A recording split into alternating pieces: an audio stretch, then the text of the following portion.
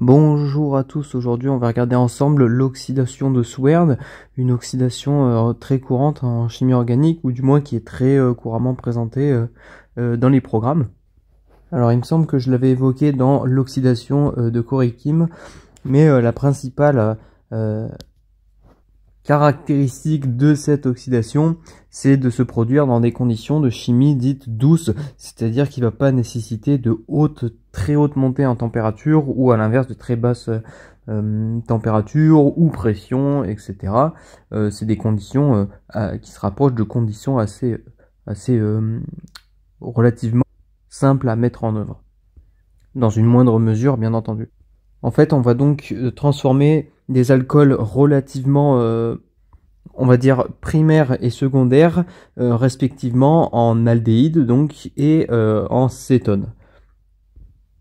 Un autre principal avantage auquel on pourrait penser, c'est par exemple si on transforme un alcool primaire comme celui-ci, on le transforme en aldéhyde, et bien en fait on ne pourra pas ensuite le transformer en acide carboxylique, et donc ça nous permet de nous arrêter sélectivement à cet aldéhyde, et donc ça c'est un avantage considérable en chimie organique lorsqu'on veut contrôler notre oxydation.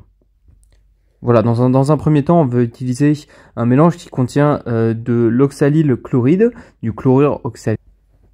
Donc le chlorure d'oxalyle, c'est ce composé là qui est symétrique d'ailleurs, c'est un dichlorure d'acyle, en présence de DMSO, et le DMSO, c'est le diméthylsulfoxyde, que l'on a déjà vu dans les précédentes vidéos sur les oxydations. D'accord, pardon, là c'est du soufre. Parce que j'ai rien mis, du coup ça serait un carbone, mais c'est du soufre, ok. Donc voilà, on se rappelle bien diméthylsulfoxyde, ok, DMSO. Et dans un second temps, on va utiliser une base, pas très forte non plus, pas trop forte, donc on va utiliser une amine. Très souvent, on va utiliser le chlorure de triéthylamine. Enfin non, on va utiliser la triéthylamine comme base pour rejeter du chlorure de triéthylammonium. Ok, j'arrête de blablater sur l'équation bilan, on va passer sur le mécanisme. Donc en fait, à l'image de la réaction de Corey-Kim, la première étape, c'est la réaction du DMSO avec le chlorure d'oxalyle. Donc on va avoir un doublé qui va venir attaquer le carbone qui est très électrophile, hein, c'est un chlorure d'acyle, ça reste extrêmement réactif. C'est ce que l'on appelle, ouais, des acides activés. On va donc avoir une addition-élimination, et on va obtenir ce réactif-là, en éliminant bien sûr l'ion chlorure qui est un bond nucléofuge à nouveau. On a donc cet intermédiaire avec l'ion sulfure qui est chargé positivement, qui est très réactif, et donc l'ion chlorure qui était pourtant un bond nucléofuge va venir à réattaquer pour former l'intermédiaire suivant, selon une réaction de décarboxylation qui va libérer du CO2, mais également du monoxyde de carbone, comme on peut le voir ici, et l'ion chlorure, car on ne peut pas avoir une double décarboxylation, vu qu'ici on a toujours un chlorure d'acyle. C'est pour ça qu'on va libérer ici du monoxyde de carbone et un ion Cl-, mais aussi du CO2 de cette partie de la molécule.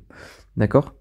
Et on va obtenir ce composé-là, qui d'ailleurs va avoir pour contre-ion ici le Cl-.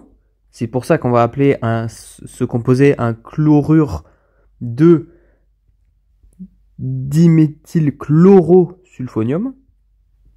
Mais peu importe, ce qui compte c'est de savoir comment il va réagir. Et c'est à partir de maintenant qu'on va avoir notre alcool, primaire ou secondaire, qui va rentrer en jeu pour réagir avec cette espèce, pour libérer du chlorure de l'acide chlorhydrique, pardon. Donc on a juste un des doublés de l'alcool qui va venir attaquer, et hop, ensuite on va venir reprendre cet hydrogène là pour rabattre un doublé. On va donc venir obtenir cette espèce, intermédiaire, avec élimination de notre acide chlorhydrique. Et c'est maintenant qu'on vient produire la seconde partie de la réaction, où on ajoute notre base, notre triéthylamine typiquement pour enlever, pour venir déprotoner ici l'espèce réactive, l'intermédiaire, sur le CH3 et qui va permettre justement de créer une charge moins ici qui va venir attaquer ce proton ici.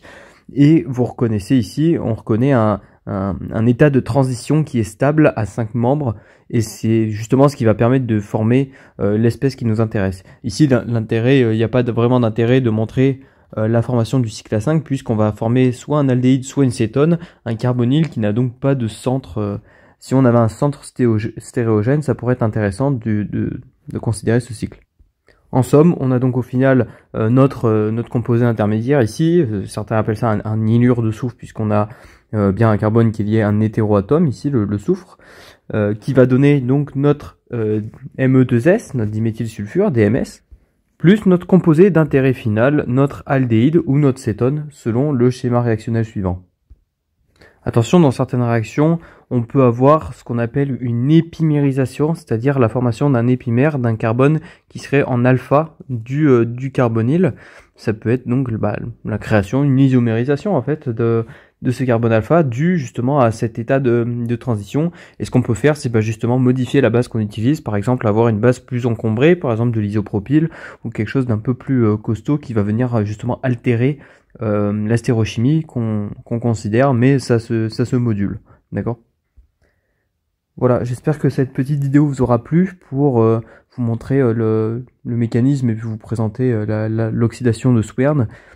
Et puis je vous dis à très vite, merci.